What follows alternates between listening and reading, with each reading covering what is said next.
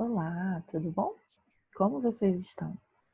Hoje a gente vai ver um vídeo sobre a estrutura dos cromossomos e qual o comportamento deles durante a divisão celular, tá? Eu vou colocar aqui, né, a projeção dos slides. Ótimo. Então aqui, essa é a nossa aula de hoje. Cromossomos humanos, estrutura e comportamento durante a divisão celular.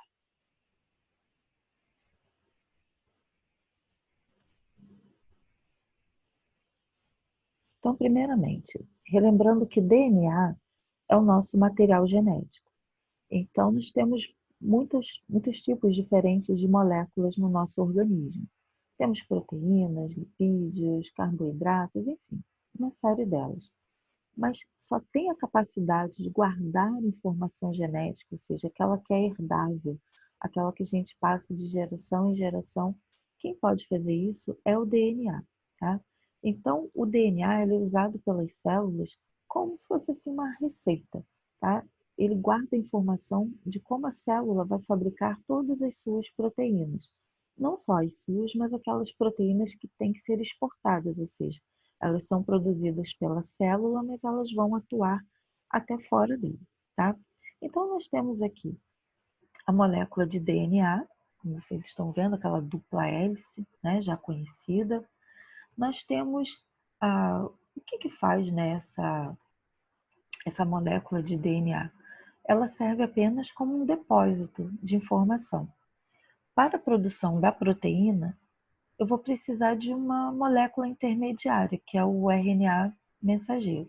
Então, a gente está vendo aqui, né, a informação que está contida no DNA, ela é transcrita, ou seja, ela é reescrita numa molécula de RNA, e depois essa molécula de RNA é lida e é feita, então, a proteína. Tá? Todo o nosso material genético, então, ele se situa em que parte da célula? Dentro do núcleo da célula. Nós somos organismos eucariontes, ou seja, temos uma constituição celular mais complexa, com mais detalhes, com membranas internas e uma membrana envolvendo o nosso material genético, uma membrana dupla, chamada de carioteca. Então, o nosso DNA fica aqui dentro, tá?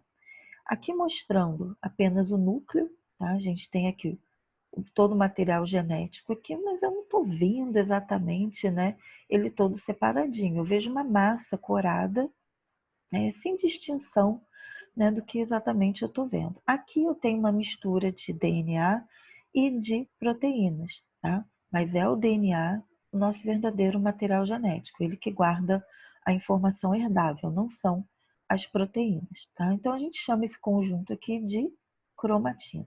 Então, cromatina é esse material genético dentro do núcleo, tá? Material genético nuclear, mas eu não estou identificando aquilo que a gente chama de cromossomos, tá? Então, os cromossomos, eles são moléculas de DNA, mas eles não são visíveis, né, em qualquer momento da vida da célula, apenas durante a divisão celular, tá? Que a gente vai ver mais à frente. Então, aqui a estrutura dos cromossomos, a molécula de DNA, ela está enrolada numa série de proteínas chamadas de histonas, tá? Então, as histonas, elas estão em íntimo contato com o DNA, elas são proteínas extremamente básicas, tá? Depois vocês vão entender o que é isso, tá? Então, elas são proteínas extremamente básicas e elas estão em íntimo contato com o DNA, ajudando, né, na sua estruturação e também ajudando no controle do que vai ser usado ou não pela célula, tá? Isso é um assunto de um outro vídeo. Então, a dupla hélice do DNA, ela tá super enrolada, então, primeiramente nessas histonas, formando esse núcleozinho chamado então de nucleossomo, que são as 8 histonas que estão aqui, mais o DNA, dando essas voltinhas, e depois ele ainda faz um movimento em espiral, ou seja, eu tenho uma grande espiral pelo conjunto de todos esses nucleossomos. Então, isso é a fibra de cromatina, também chamada de solenoide. Então, a fibra de cromatina ou solenoide, ela já tem assim, uma espessura de 30 nanômetros. Claro que isso ainda é muito pequeno, mas já é bem mais espesso, né, do que o que a gente tinha só da molécula de DNA, que é de 2 nanômetros. Então, ele é muito fino, mas ele é muito comprido, tá? O DNA é a maior molécula que existe no nosso corpo em termos de comprimento, tá? Então, depois dessa organização, né, em cromatina, o cromossomo ele ainda se organiza em alças, como a gente está vendo aqui, são várias alças, o que já deixa ele numa espessura de 300 nanômetros. Depois a gente vê aqui, ó, mais uma grande hélice de 700 nanômetros. E depois a gente vê essa figurinha aqui, que é o cromossomo. Então, notem que ele aparece com duas partes, né? Como se eu tivesse, na verdade, duas moléculas de DNA aqui. O que acontece? Nós só conseguimos visualizar o cromossomo durante a divisão celular, que é quando ele está bem condensado e quando ele está duplicado, tá? Então, por isso que ele aparece assim com duas partes. Durante, né, fora da divisão celular, quando o cromossomo está distendido, está esticado, e ele está funcionando na célula, ele na verdade só tem uma parte dessa, tá? Mas aí a gente não consegue ver. A gente vê aquela cromatina, como eu mostrei agora há pouco, tá? Então, como é que é a estrutura? Vamos estudar um pouco da estrutura desse cromossomo. Tem aqui uma representação dele. Nota que a gente consegue ver os fiozinhos, né? Uma representação bem realista, digamos assim. Então, a gente tem aqui mostrando as duas partes do cromossomo, estão vendo? Elas estão unidas por uma região que é chamada de centrômero, tá? Então, essa região aqui, que está unindo essas duas moléculas de DNA, essas duas partes do cromossomo, é chamada de centrômero. Então, o centrômero está dividindo o cromossomo em duas partes, uma que fica mais acima e a parte que fica embaixo. Então, a gente vai ter braço curto, ou braços curtos, né, já que são dois aqui, e braços longos que ficam sempre para baixo. Então, é meio que uma regra a representação do cromossomo com os braços curtos voltados para cima e os braços longos na parte de baixo, tá? Então, aqui o braço longo, ele também pode ser chamado, né, representado pela letra Q, e o braço curto lá em cima, que também é representado pela letra P. O que mais a gente vê aqui nessa figura? Os telômeros. Notem que essa extremidade do cromossomo tem um fiozinho mais escuro aí. O que é isso? O telômero, ele é uma continuidade da molécula de DNA. Ele faz parte da molécula de DNA. Não é uma coisa adicionada. Ele é simplesmente a continuação da molécula de DNA até a sua extremidade. Só que é uma parte que não tem genes, que não guarda informação genética. Ela está ali para proteger o cromossomo. Proteger de quê? Do ataque de enzimas que existem na célula, né, de nucleases. Isso impede que um cromossomo se ligue a outro, que eles podem se conectar, eles podem se ligar, formando algumas anomalias estruturais. Tá? Só tem um detalhe: os telômeros, a partir de um determinado momento da nossa vida, eles começam a se desgastar, ou seja, a cada divisão celular, o material genético da célula ele tem que ser copiado. Então, essa cópia é feita de forma que o telômero ele nunca é copiado completamente, ele sempre fica menor do que a molécula original. Então, isso quer dizer que ele vai reduzindo o seu tamanho, vai diminuindo ao passar, né, das várias divisões celulares, chega um determinado momento que ele acaba, tá? E sobrevém o quê? O envelhecimento e a morte do organismo por não ter mais como repor células novas, tá? Fora os defeitos, né, as junções de cromossomos que podem surgir a partir daí, tá? Aqui tem uma outra representação, agora um desenho, tá? Então, toda essa parte aqui que a gente está vendo é apenas uma molécula de DNA que a gente vai chamar de cromátide. Então, esse cromossomo, ele contém duas cromátides unidas pelo centrômero, tá? Então, o centrômero é essa região que está unindo as duas cromátides. Aqui a gente consegue ver uma outra estrutura que é um satélite. Como que é esse satélite? Nós temos aqui, estão vendo, uma parte mais espremida, que é uma constrição secundária. Constrição é quando a gente tem essa parte, algo estreito, tá? Algo que foi estreitado. Então, a gente tem aqui uma parte de constrição, uma parte que foi estreitada, e depois o material genético ele se expande novamente. Tem os telômeros, é claro, em cada extremidade a gente vai ter os telômeros, mas o satélite é essa parte que ficou destacada aqui, mais gordinha. Perdão, que a gripe ainda está bombando aqui. Então, a gente tem alguns cromossomos com satélites, tá? Nem todo cromossomo nosso possui satélites, apenas alguns, tá? Mas todos têm, durante a divisão celular, as suas duas cromátides unidas pelo centrômero. Eles têm a sua divisão, né, em braços curtos e braços longos. E essa posição do centrômero, ela pode estar mais para o meio, mais assim, em direção a um dos braços, pode estar mais na extremidade. Então, isso deu origem a uma classificação dos cromossomos de acordo com a posição do centrômero, que é o que a gente vai ver agora, tá? Então, essa classificação, ela envolve a posição do centrômero, que é essa parte que está mais clara aqui. Então, nós vamos ter 4 tipos de cromossomos de acordo com a posição do centrômero. Existe o telocêntrico, que o centrômero está bem na extremidade.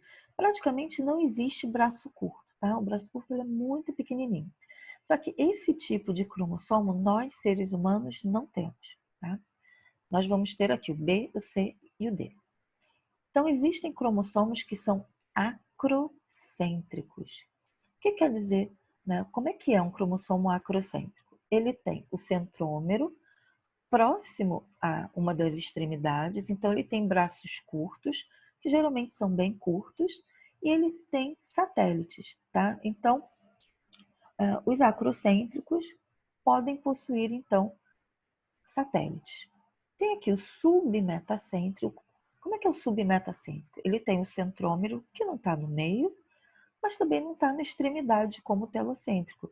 A gente vê nitidamente braços de tamanhos diferentes. A gente vê o braço longo, né, realmente destacado, e os braços curtos. Diferente do metacêntrico, tá? Metacêntrico tem o centrômero bem próximo do meio. Claro que não é no meio certinho, tá? Mas ele é bem próximo do centro e os braços são de tamanho aproximadamente igual. Então, quando você olha lá para o cromossomo no microscópio, você percebe que os braços são quase do mesmo tamanho, tá? É claro que existe uma série de cálculos, né, de medições que são feitas quando a gente tem que analisar os cromossomos, fazer uma análise de cariótipo, mas não é o objetivo aqui, tá? Aqui é apenas para vocês reconhecerem que existem diferentes tipos de cromossomos de acordo com a posição do seu centrômero. E aqui os nossos cariótipos. Esse aqui é o cariótipo humano, uma representação do cariótipo feminino, esse lado de cá, e aqui uma representação do cariótipo masculino. Então, só relembrando, nós temos 46 cromossomos dentro do núcleo de todas as nossas células, tá? Esses 46 cromossomos, eles existem aos pares, como eles estão representados aqui. Quando a gente faz um exame do cariótipo, todos os cromossomos, eles são identificados e colocados junto com o seu par. Eles são os pares de cromossomos homólogos, tá? Então, cromossomos homólogos são aqueles que formam o par. Eles têm os mesmos genes, na mesma ordem, na mesma posição, mas a origem é diferente. Um é de origem paterna e o outro é de origem materna. E claro que aqui a gente não tem como fazer essa diferenciação, tá? Aqui a gente só coloca os dois, né, um do lado do outro, mas a gente sabe que um veio do pai e o outro veio da mãe. Então, eles são representados, ou desculpa, eles são colocados estabelecendo uma classificação que já foi feita há várias décadas atrás. O cromossomo número 1, ele é o maior cromossomo que nós temos, tá? Então, ele foi destacado e todos os outros foram organizados pelo tamanho, do maior em direção ao menor. E hoje em dia os cromossomos sexuais são colocados à parte, tá? Então, o que a gente está usando aqui para diferenciar um cromossomo do outro? Inicialmente, o tamanho e também a posição do centrômero. Se vocês olharem aqui, ó, a posição do centrômero, ela varia ao longo dos nossos tipos de cromossomos. Nós temos aqui, ó, acrocêntricos, tá? Isso aqui são acrocêntricos também. Nós temos metacêntrico, como é o caso do número 1, como é o caso do número 3. Submetacêntricos, aqui o 2, o 4, o 5. Todos esses aqui do grupo C são metacêntricos, tá? Então, nós temos aqueles 3 tipos básicos de cromossomos que eu mostrei para vocês, distribuídos aqui ao longo dos nossos 23 pares de cromossomos, tá? Então, aqui o cromossomo número 1 é o maior de todos, depois menor um pouco o número 2, o 3, eles formam um grupo que é o grupo A. O 4 e 5, que são bem parecidos, estão vendo? Eles formam o grupo B. O grupo C vai do cromossomo número 6 até o 12, tá? Notem que também são todos bem parecidos, só vão diminuindo de tamanho, estão vendo? O grupo D, que é composto dos cromossomos 13, 14 e 15, depois o grupo E, com os cromossomos 16, 17 e 18. O grupo F, com 19 e 20. E aqui o grupo G, que tem o cromossomo 21, que é muito importante, né, dentro da área da saúde. O cromossomo 21, ele está implicado na síndrome de Down, então o seu excesso, ele causa a síndrome de Down. Como assim seu excesso? Então, notem que todos aqui estão aos pares, nós temos 2 cromossomos de cada. Nos indivíduos com síndrome de Down, na maioria dos casos, a gente tem um terceiro cromossomo 21. Ele apresenta uma trissomia, 3 cromossomos do mesmo tipo, que é totalmente anormal. Aqui é um cariótipo feminino pela presença de 2 cromossomos X. Então, quando a gente não tem o cromossomo Y, como a gente está vendo aqui do lado, é determinado o sexo feminino. Então, quando é feito o exame, vai definir uma coisa só, então vai do primeiro até o 22º. Esses são iguais, independentemente do sexo do indivíduo. E aqui a gente tem o par de cromossomos sexuais que indica, né, o sexo masculino, que é um cromossomo X e um cromossomo Y. Então, o cromossomo Y, ele determina o sexo masculino em seres humanos, tá? E nos mamíferos, de um modo geral. Então, aqui, já que a gente só vê os cromossomos desse tipo, né, com essa configuração, durante a divisão celular, vamos dar uma olhadinha aqui, como que é essa divisão celular? Como é que é o comportamento dos cromossomos durante a divisão celular? Primeiramente, nós temos 2 tipos de divisão celular, a mitose e a meiose, que a gente vai ver em seguida, tá? Então, a mitose, ela é um tipo de divisão celular que gera células somáticas, ou seja, células do corpo, tá?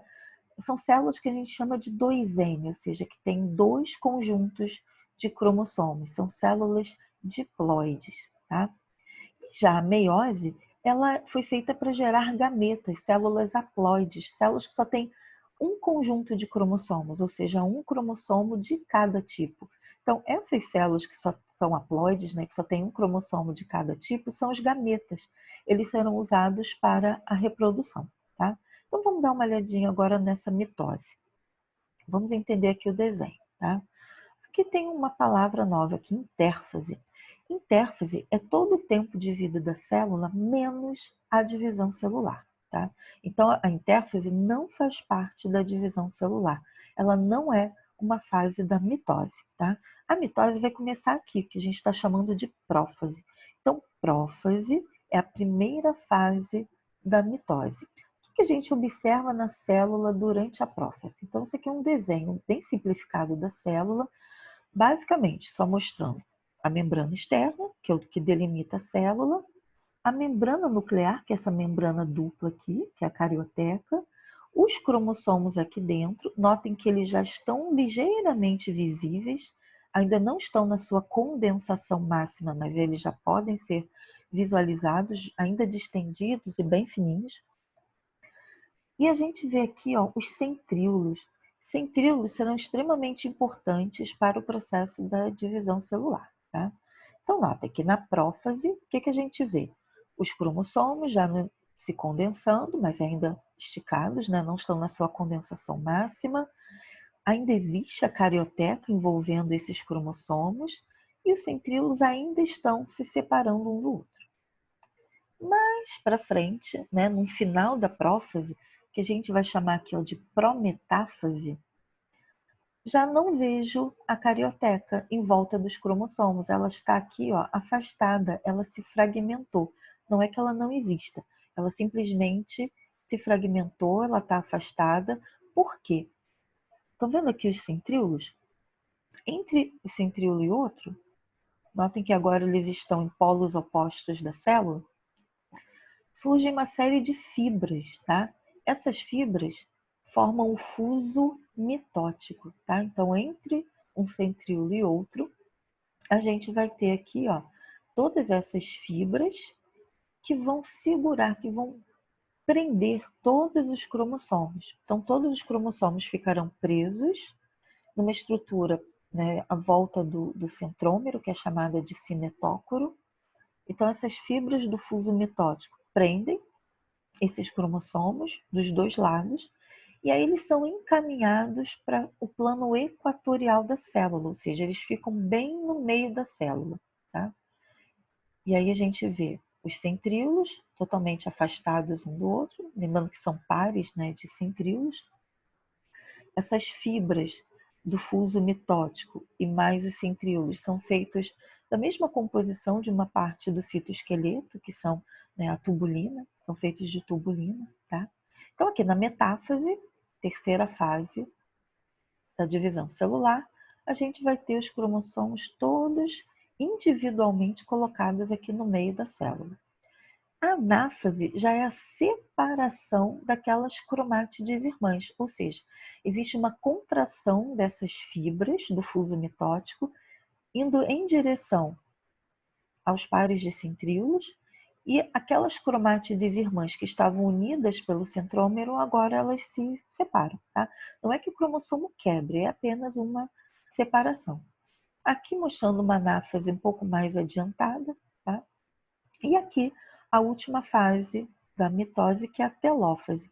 Na telófase, a gente já viu dois novos núcleos à volta dos cromossomos que foram separados, tá? Então, na telófase eu tenho dois núcleos separados um do outro. E a telófase ela também coincide com a citocinese, que é a separação do citoplasma. Então, a gente está aqui nos momentos finais da citocinese, mostrando a separação do citoplasma. A partir daqui, eu terei duas células filhas, idênticas entre si, com 46 cromossomos, tá? Como a gente está vendo aqui. A mitose, ela gera duas células filhas idênticas entre si, ou seja, com o mesmo número de cromossomos, com cromossomos iguais em ambos os lados, com 46 cromossomos cada uma, no nosso caso, né, dos seres humanos, e são idênticas à célula-mãe original, a célula que se dividiu para dar origem a essas duas. Então, a mitose ela gera células somáticas, células do corpo, tá? Então, é o tipo de divisão que é usado para o crescimento do organismo, para a reposição de células velhas, para cicatrização, né, de algum ferimento que precise de reposição de células. É esse o tipo de divisão celular que vai atuar, tá? Aqui novamente, né, mostrando as fases da mitose, só para deixar bem claro aqui nessa figura que a célula número 1, ela não está mostrando nenhuma fase da mitose, ela está mostrando a intérfase, ou seja, fora da divisão celular. Então, nota aqui, não tem nada de estranho aqui, não tem nada de anormal na célula. Os pares de centríolos estão juntos ainda aqui, ó.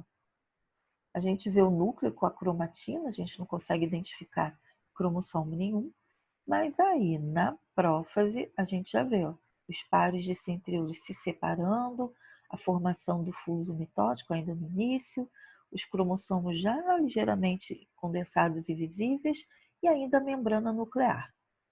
Aqui numa prófase mais adiantada, né, a prometáfase, a membrana nuclear se fragmentou, eu já tenho as fibras do fuso mitótico conseguindo, né, prender todos os cromossomos.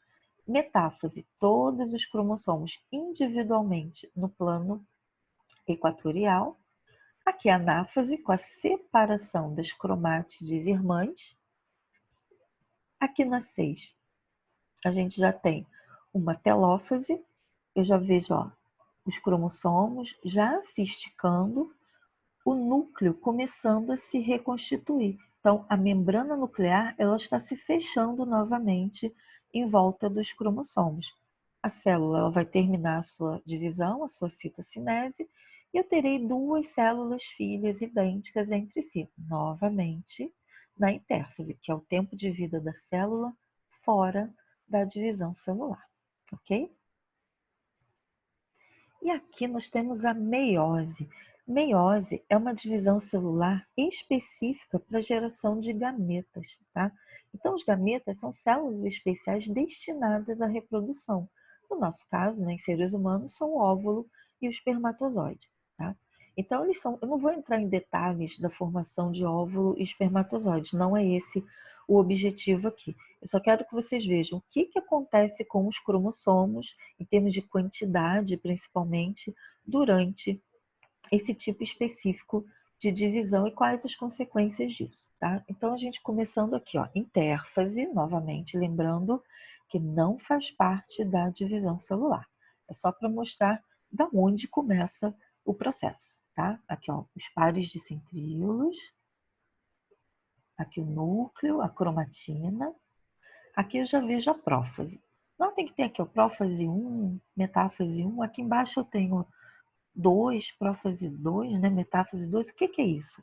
A meiose, ela ocorre em duas etapas, quer dizer, ela tem dois ciclos de divisão celular. As células, elas se dividem duas vezes. Então, ocorre uma primeira divisão, que é chamada de meiose 1, e depois ocorre uma segunda divisão, que é chamada de meiose 2. A meiose 1, ela é reducional, ou seja, por causa da meiose 1, pela sua configuração, o número de cromossomos da célula é dividido à metade. Daí vem o nome meiose, tá? Então, de 46, as duas células filhas passam a ter apenas 23. Mas esses cromossomos estão duplicados, porque antes de começar a divisão celular, houve uma cópia, foi feita a cópia de todo o material genético da célula, assim como acontece na mitose. Antes da mitose acontecer, todos os cromossomos são copiados, porque a gente tem que ter material genético suficiente para as duas células filhas. Mas para a meiose, isso vai acontecer também. Antes da divisão começar, ocorre uma cópia de todas as moléculas de DNA. Por isso que o cromossomo aparece duplicado, como a gente já viu, tá? Então, isso ocorre durante a intérfase, uma fase que a gente chama de fase S do ciclo celular, a fase de síntese de DNA. Então, isso faz parte da intérfase, não faz parte da divisão celular. Isso é anterior, tá? Então, aqui, durante a divisão, né, durante a meiose, a gente vai ter uma primeira divisão, que é a meiose 1, ela reduz o número de cromossomos de 46 para 23. Mas como que isso acontece? É porque aqui na prófase 1 ocorre um encontro dos cromossomos homólogos. Lembrando, cromossomos homólogos são aqueles que formam o par, aqueles que são iguais, só que um veio do pai e o outro veio da mãe, tá? Então ocorre um encontro desses cromossomos. O número 1 encontra o outro número 1, eles se prendem através de proteínas especiais, o número 2 com o número 2 e assim sucessivamente, inclusive os cromossomos sexuais, tá? Então eu vejo esses cromossomos com 4 cromátides, na verdade, porque cada um tem 2 cromátides, mas como eles se juntaram, eu tenho 2 cromossomos unidos, eu vou enxergar 4 cromátides, tá? Aqui, seguindo, a gente vai ver na metáfase os pares de cromossomos presos pelas fibras do fuso mitótico. Então, diferentemente da mitose, onde os cromossomos estavam individualizados aqui, era cada um por si, né? Agora aqui na meiose, eles estão aos pares, os pares estão juntos. Para quê? Para assegurar que os pares se separem. que os dois cromossomos do mesmo par não fiquem na mesma célula filha, tá? Então, aqui na anáfase 1, o que a gente está vendo? A separação dos cromossomos homólogos. Na telófase, eu já estou vendo, então, dois novos núcleos se formando, os cromossomos aqui se distendendo, né, ligeiramente, mas a gente vai ter, depois que essas duas células se separarem, a gente vai ter uma segunda fase dessa meiose, tá? Meiose 2. Lembrando que os tempos aqui são diferentes com relação à formação de espermatozoide e de óvulo, mas a gente não vai entrar nesses detalhes aqui, tá? Mas existe uma diferença de tempo entre a meiose no homem e na mulher, tá? Então aqui nós temos a prófase 2, que agora vai seguir um fluxo semelhante ao que acontece na mitose, tá? Eu vou ter a condensação dos cromossomos, novamente o núcleo se, né, despedaça aqui, eu vou ter os pares de centríolos se afastando, isso acontece nas duas células, tá? Na sequência, metáfase 2, os cromossomos agora individualizados, eu só tenho um de cada, né, em cada célula. Anáfase 2, separação das cromátides irmãs, aquelas que são, né, iguais, teoricamente, é cópia uma da outra.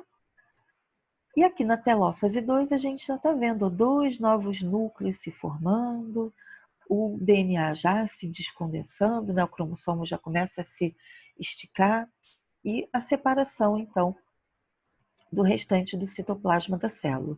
Então, notem que ao final do processo, a gente tem 4 células filhas. Então, a meiose, ela produz gametas que são haplóides, ou seja, só tem um conjunto de cromossomos. A meiose produz 4 células filhas, todas diferentes entre si. A gente vai entender por que elas são diferentes, tá? Mais à frente. Então, essas 4 células, no caso do homem, vão gerar 4 espermatozoides diferentes, tá? Lembrando que no homem a gente tem assim, um número muito grande de espermatozoides, porque eles são necessários para o processo de fecundação. Na mulher, a gente não vai ter 4 óvulos sendo formados simultaneamente. Apenas uma dessas células termina, digamos assim, o ciclo e chega a se transformar em óvulo. Na maioria das vezes, né, isso nem acontece. Ela para em uma etapa anterior do processo, tá? Mas então, no caso da mulher, apenas uma dessas se transformaria então em óvulo, as outras são corpúsculos polares, elas não devem participar da fecundação, tá?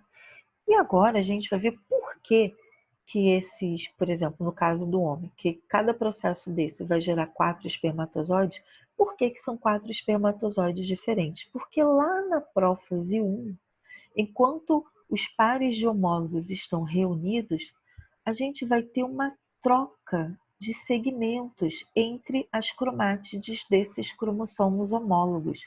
Então, notem aqui, tem a representação de um cromossomo em verde e outro em rosa. O que está acontecendo aqui? Lá durante a prófase 1, tá, da meiose, eles trocam partes entre eles. Esse ponto aqui ele é específico, tá? Ele não é aleatório. A parte trocada tem que ser exatamente igual, tem que ter os mesmos genes, não pode haver diferença nenhuma, tá? Então, depois disso feito, eu vou ter, na verdade, 4 tipos de cromossomos diferentes, porque aqui a gente vai ter, na meiose 1, a separação desses homólogos, cada um vai para uma célula diferente, e depois na meiose 2 eu vou ter a separação dessas cromátides. Então, cada uma dessas cópias do cromossomo vai para uma célula diferente. Então, no caso, iria para um espermatozoide diferente, tá? Ou geraria tipos diferentes, né, de óvulos. A gente teria um cromossomo idêntico, né, ao original, o outro cromossomo idêntico ao par dele, tá? E 2 cromossomos misturados, tá? Com novas combinações de material genético. Então, isso é chamado de crossing over ou permuta gênica. Qual o objetivo disso? Qual é a vantagem disso? É aumentar a variabilidade genética, aumentar a diferença entre os indivíduos de uma irmandade, entre, né, os filhos de um mesmo casal. E gerando novas combinações, a gente pode, de repente, ter novas indivíduos com características mais, como eu poderia dizer, né, mais vantajosas até, né, ou não. Mas enfim, na natureza isso acontece para aumentar a variabilidade genética, para que a gente tenha maior diferença entre os indivíduos. Isso aumenta, né, a sobrevivência, digamos assim, se a gente pensar em termos de evolução ou em termos de adaptação, né, ao meio. A gente tendo muitos indivíduos diferentes, a gente vai ter uma maior chance desses indivíduos sobreviverem a alguma situação de mudança do ambiente ou algum micro-organismo, algo que afete, então, essa população, tá? Então, isso não se refere apenas a seres humanos, isso vai acontecer nos eucariontes de um modo geral, ou seja, em todos os animais, nos vegetais superiores, nos fungos também, acontece da mesma forma, tá? Então, gente, era isso nessa aula de hoje. Muito obrigada. Desculpe a voz aqui, porque a gripe tá, né, tá arrasando aqui. E até o próximo vídeo. Tchau, tchau.